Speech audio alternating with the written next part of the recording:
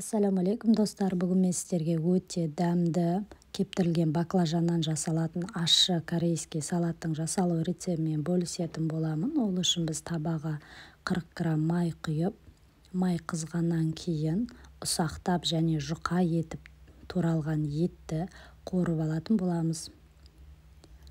Аз мөлшерде ғана тұз қосыңыз.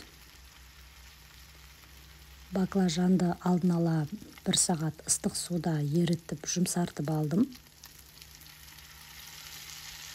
5-7 минут аралығында баклажанды қуырып аламыз. Одан кейін 1 ас қасық соя тұздығын құямыз. Тұз салған кезде абайлаңыздар, себебі соя тұздығының құрамында да тұз болғандықтан ащы болып кетуі мүмкін. 40 грамм су құйып, 5 минутқа қақпағын жауып пісіріп аламыз. Болгар бұрышын және қиярды қосамыз және алдын ала үкіштен өткізілген сарымсақ салып, ащы қызыл бұрышын салатын боламыз.